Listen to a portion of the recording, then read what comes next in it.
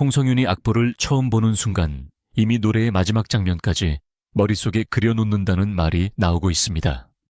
그래서 등장한 표현이 바로 홍성윤은 악보보다 빠르다는 것입니다. 음표를 빨리 읽는다는 단순한 뜻이 아닙니다. 작곡가가 악보에 적어놓은 높낮이와 박자를 확인하는 동시에 어느 단어를 밀어야 하는지, 어디에서 숨을 아껴야 하는지, 마지막 한 소절을 어떤 감정으로 닫아야 하는지까지 먼저 판단한다는 뜻입니다.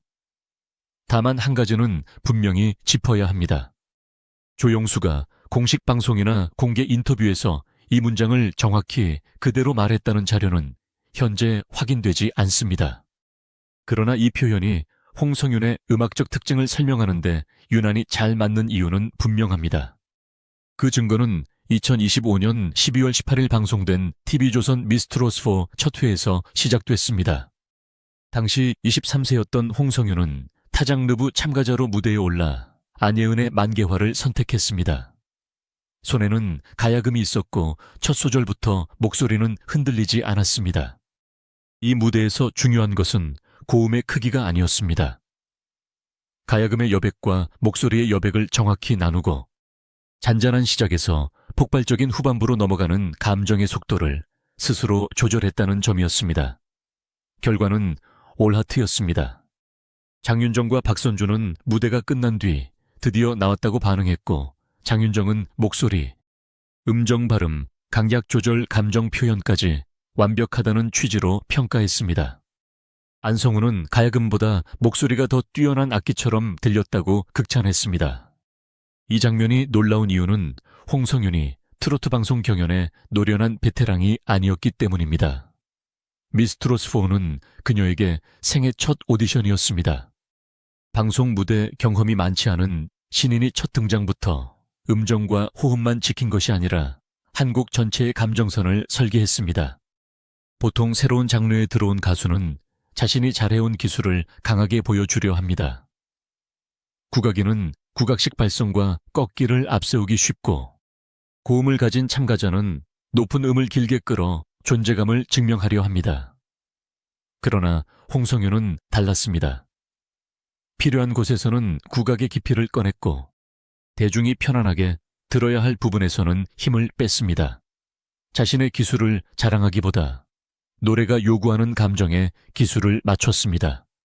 홍성윤의 이런 반응 속도는 갑자기 생긴 것이 아닙니다. 그녀는 2002년 3월 26일 대전광역시 동구에서 태어났습니다. 대전 천동초등학교와 은호성중학교를 다녔고, 중학교 2학년 때 영화 서편제를 본 뒤 국악에 빠졌습니다. 그리고 가야금 병창을 배우기 시작한 지 불과 3개월 만에 전국대회에서 3위에 올랐습니다. 이듬해에는 상주에서 열린 전국국악경연에서 1위를 차지했습니다. 짧은 시간 안에 악기와 소리를 동시에 익혀 결과를 냈다는 것은 단순히 목소리가 좋았다는 뜻이 아닙니다. 음정 장단 가사, 손의 움직임을 한꺼번에 처리하는 능력이 이미 어린 시절부터 남달랐다는 의미입니다. 가야금 병창은 노래만 잘해서 완성되는 분야가 아닙니다. 오른손으로 줄을 뜯고 왼손으로 줄을 눌러 음을 흔들며 동시에 장단을 타고 가사를 전달해야 합니다. 손이 만든 농현과 목소리의 떨림이 따로 움직이면 음악은 바로 흐트러집니다. 홍성윤은 오랜 훈련을 통해 손과 귀와 목소리를 동시에 움직이는 방식을 몸에 익혔습니다. 일반 가수가 악보의 한 줄을 목소리로 해석할 때 가야금 병창을 해온 홍성윤은 그 한 줄을 목소리와 악기라는 두 개의 통로로 분석해온 셈입니다. 그래서 새로운 곡을 받았을 때 구조를 파악하는 속도가 빠를 수밖에 없습니다. 그녀는 국립전통예술고등학교에서 3년 동안 가야금 병창을 전공했고, 이후 서울예술대학교 한국음악과에서 공부했습니다. 전통음악의 기본기를 쌓는 데서 멈추지 않았습니다. 안숙선 판소리 보존회 전수자, 정예진 가야금 산조 및 병창 전수자로 활동하며 소리의 뿌리를 깊게 다졌습니다. 창작음악팀 윤슬해에서는 국악과 현대음악을 결합한 곡 춘호를 선보였고, 제3회 우리말 창작가요제에서 대상을 받았습니다. 전통을 지키는 훈련과 새로운 음악을 만드는 경험을 동시에 쌓았기 때문에 그녀의 소리는 오래된 방식에 갇히지 않았습니다. 미스트로스4에서 홍성윤이 보여준 변화는 이 배경을 그대로 증명했습니다. 첫 무대 만개화에서는 신비롭고 맑은 음색을 앞세웠습니다. 이후 김수희의 화등에서는 정통 성인가요의 짙은 감정으로 방향을 바꿨습니다. 2026년 2월 12일 방송된 본선 4차 레전드 미션에서 홍성윤은 국립전통예술고등학교 선배 김사나와 맞붙었습니다. 결과는 2에 25점 대 25점이었습니다. 정확히 200점 차이였습니다. 이 승리는 단순한 인기의 결과가 아니었습니다. 선배와 같은 무대에서 같은 전통적 정서를 다루면서도 감정을 지나치게 쏟아내지 않고 명암을 나누어 표현한 점이 강하게 전달됐습니다. 그날 방송은 전국 기준 시청률 15.6%를 기록했고 순간 최고 시청률은 16.6%까지 올랐습니다. 프로그램이 9주 연속 지상파와 종합편성 채널 전체 프로그램 1위를 기록하던 시점이었습니다. 많은 시청자가 지켜보는 가장 부담스러운 구간에서 홍성윤은 오히려 더 차분해졌습니다. 그리고 팬 응원 투표에서도 처음으로 1위에 올랐습니다. 전문가 점수와 대중의 선택이 동시에 움직이기 시작한 순간이었습니다. 준결승에서는 또 다른 능력이 드러났습니다. 2026년 2월 26일 방송된 준결승전은 총점 2,500점 체제였습니다. 마스터 점수 1,600점, 현장 국민대표단 200점, 온라인 응원투표 200점, 실시간 문자 투표 500점이 걸려 있었습니다. 홍성윤은 조음파 작사 임종수 작곡의 정령을 불렀습니다. 이 곡은 감정을 크게 터뜨리는 것보다 이별을 받아들이지 못하는 사람의 질문을 끝까지 붙잡는 것이 중요합니다. 홍성윤은 국악식 장식음을 과도하게 넣지 않았고 맑은 음색 속에 정통 트로트의 호흡을 섞었습니다. 마스터 점수에서는 6위였지만 국민의 선택이 더해지며 총점 2326점으로 최종 3위까지 올라섰습니다. 무대가 끝난 뒤 점수가 뒤집혔다는 사실은 그녀의 노래가 현장 평가를 넘어 시청자의 감정에 직접 닿았다는 것을 보여줬습니다. 결승전은 2026년 3월 5일 생방송으로 진행됐습니다. 홍성윤은 이선희의 인연을 선택했습니다. 화려한 기교를 쏟아낼 수 있는 곡이 아니라 긴 호흡과 정확한 감정 절제가 필요한 노래였습니다. 그녀는 국악의 울림을 남기면서도 원곡의 서정성을 훼손하지 않았습니다. 최종 결과는 공개된 총점 2점이었습니다. 세부 점수는 보도 자료마다 일부 숫자가 엇갈렸지만 최종 순위는 3위인 미로 확정됐습니다. 약 4개월 동안 이어진 첫 방송 오디션에서 처음 등장한 국악인이 최종 3위까지 오른 것입니다. 여기서 악보보다 빠르다는 표현의 진짜 의미가 드러납니다. 홍성윤은 악보에 없는 것을 함부로 덧붙이는 가수가 아닙니다. 오히려 악보에 적힌 정보를 누구보다 빨리 정리한 뒤 무엇을 더하고 무엇을 버릴지 판단하는 가수에 가깝습니다. 만개화에서는 가야금과 목소리의 균형을 선택했고 화등에서는 짙은 정서를 선택했으며 정령에서는 질문하는 사람의 슬픔을 선택했습니다.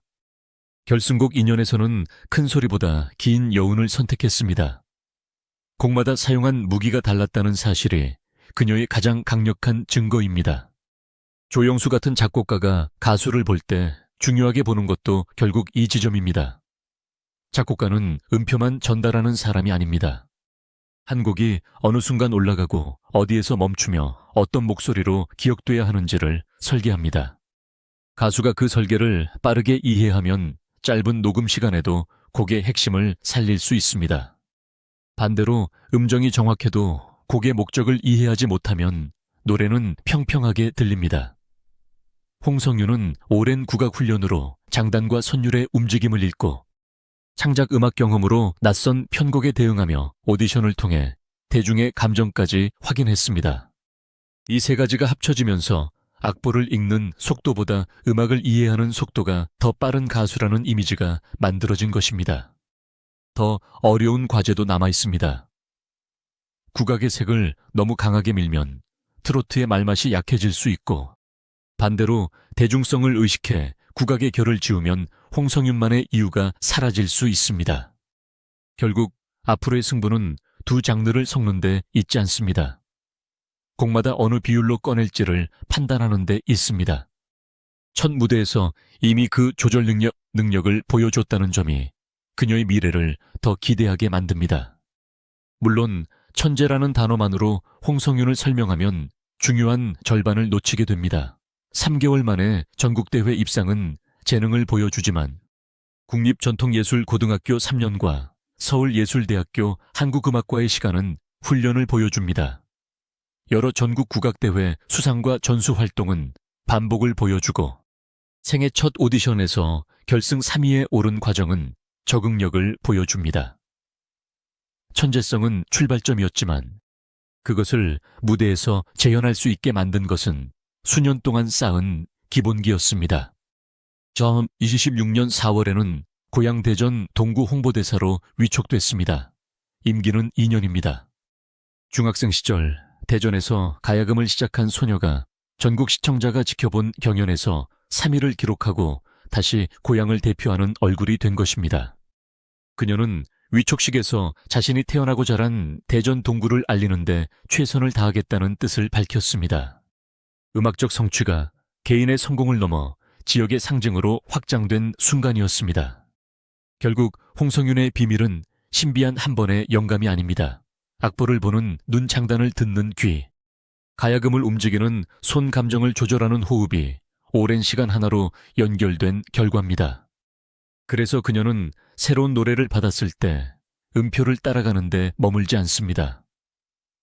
노래 속 인물이 누구인지, 왜 울고 있는지, 마지막에 무엇을 남겨야 하는지부터 찾습니다. 악보가 길을 보여주기 전에 이미 노래의 목적지를 발견하는 것입니다.